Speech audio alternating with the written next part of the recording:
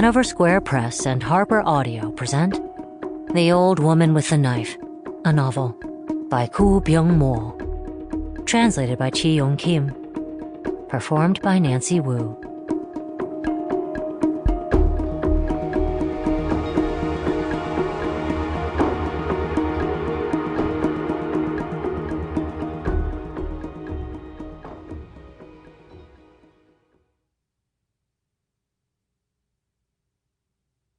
So this is what it's like on the subway on Friday nights.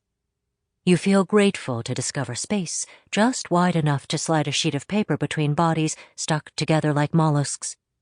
You're bathed in the stench of meat and garlic and alcohol any time anyone opens their mouth. But you're relieved because those scents signify the end of your work week. You momentarily set aside the existential anxiety over whether you would still be taking the subway home at rush hour next year, next month, or even next week. When the doors open at the next station and a river of workers gushes out, she steps in. Into their exhaustion, into their visible anguish, into their longing to race home where they can fling their sodden selves onto their beds.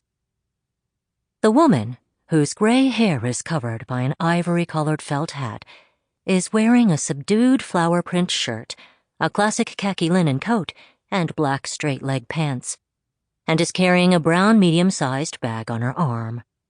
She is actually 65 years old, but the number and depth of the grooves in her face make her look closer to 80. The way she carries herself and the way she dresses won't leave a strong impression on anyone. The only time anyone pays attention to senior citizens on the subway is when they bump into people as they carry a bundle of discarded newspapers, scavenged from one end of the train to the other, or because they're decked out in baggy purple polka-dot pants and lugging a pungent bundle of ginger and sesame oil, loudly announcing, "Ouch, my back," until someone offers them a seat. Sometimes it's for the opposite reason. An older woman, foregoing the short, permed style common among the elderly, and instead boasting straight white hair to her waist, sunspots inexpertly concealed with powder and eyeliner drawn with a wavering hand. Or even worse, wearing bright red lipstick or a miniskirt suit in pastel colors. The former type of elderly citizen evokes disgust, while the latter is so incongruous that onlookers are mortified. Regardless, both are one and the same, as people don't want to think about them. In that sense, she is a model senior citizen, wholesome and refined and respectable.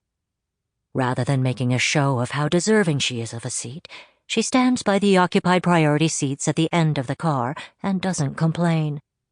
Her clothing is appropriate for a middle-class senior citizen, perfectly aligned with the standard of old age. Off-brand but decent clothes, down to her hat and shoes, purchased at Dongdaemun Market, or on sale at a department store.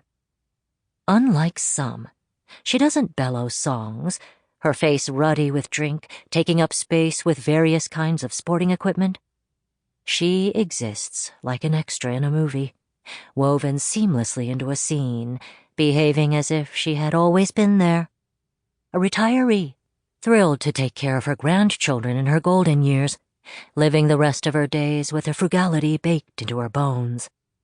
People stare at their phones, headphones in their ears, shrinking from and swaying with the unending wave of humanity, quickly forgetting that an old person has entered their midst. They excise her from their consciousness as if she's unimportant, recyclable, or they never even saw her to begin with.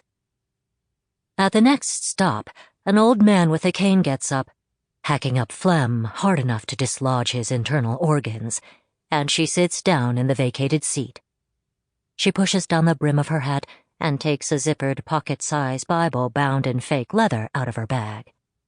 An older person opening a Bible on her lap and reading one word at a time, tracing the lines with a loop, isn't odd or novel in a subway car. Nobody pays any mind. Sample complete. Ready to continue?